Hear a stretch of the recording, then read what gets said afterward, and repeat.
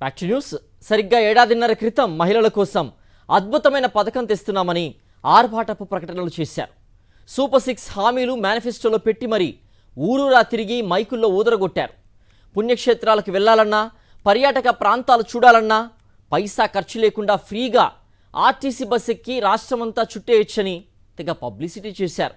అధికారంలోకి వచ్చిన తర్వాత 15 నెలల పాటు పథకాన్ని అమలు చేయకుండా ఇప్పుడు కేవలం 6 రకాల బస్సుల్లో మాత్రమే ప్రయాణం ఉచితమంటూ కొర్రీలు పెట్టారు. ఇలా స్త్రీ శక్తి పేరిట మరోసారి మహిళల్ని నిలువునా మోసం చేశారు చంద్రబాబు.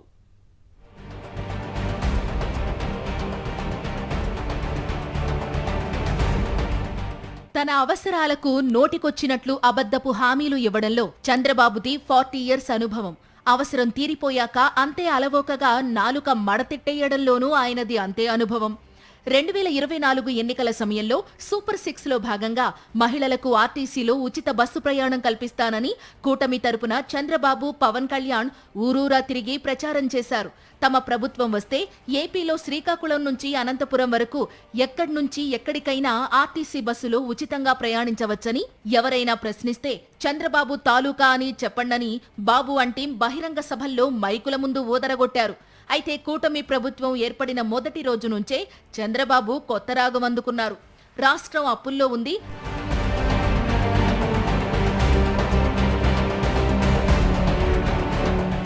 పథకాల అమలు చాలా కష్టమంటూ మొసలి కన్నీరు కార్చారు. ప్రభుత్వంపై తీవ్ర విమర్శలు రావడంతో ఏడాదిన్నర తరువాత మహిళలకు ఆగస్టు 15 నుంచి ఉచిత బస్సు ప్రయాణం కల్పిస్తున్నట్లు ప్రకటించి గైడ్ లైన్స్ రూపొందించారు.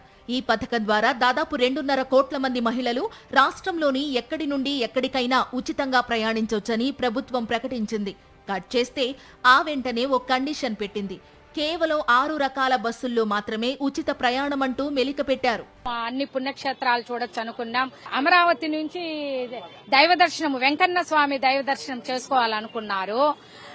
దైవ దర్శనానికి మాత్రం ఎందుకు అవకాశం ఇవ్వలేదు చంద్రబాబు నాయుడు గారు? మీరు హామీలు ఉచితం ఉచితం ఉచితం అంటారు గాని ఏది ఉచితంగా చేయలేరు. చంద్రబాబు నాయుడు గారి పేరే అబద్దాల చంద్రబాబు నాయుడు గారు. 11 రకాల బస్సుల్లో కేవలం 6 రకాల బస్సుల్లో మాత్రమే ఉచిత ప్రయాణం కల్పించారు. అది కూడా జిల్లా పరిధిలో మాత్రమే. ఈ కండిషన్స్ తో మహిళలు షాక్ అయ్యారు.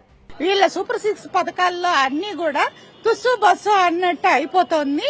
కూటమి ప్రభుత్వం అంటేనే మోసం. అందులోనూ చంద్రబాబు నాయుడు అబద్దాలు చెప్పకపోతే ఆయన రాజకీయ భవిష్యత్తే ఉండదనేసని ఆయనకే కొంచెం డౌట్ తో ఉన్నారా. ఎన్నికల ముందు ఆర్భాటంగా ప్రకటనలు చేసిన చంద్రబాబు పథకం అమలు దగ్గరకు వచ్చేసరికి ఆంక్షలు పెట్టి మహిళలకు షాక్ ఇచ్చారు. ఫ్రీ బస్సు స్కీమ్లో భాగంగా ఏపీలో ఎక్కడి నుంచి ఎక్కడికైనా వెళ్లాలంటే ఆర్డినరీ లేదా ఎక్స్ప్రెస్ బస్సును మారుతూ వెళ్లాల్సిందే. ఈ లెక్కన శ్రీకాకుళం నుంచి తిరుపతి వెళ్లాలంటే ఎన్ని రోజులు పడుతుందో.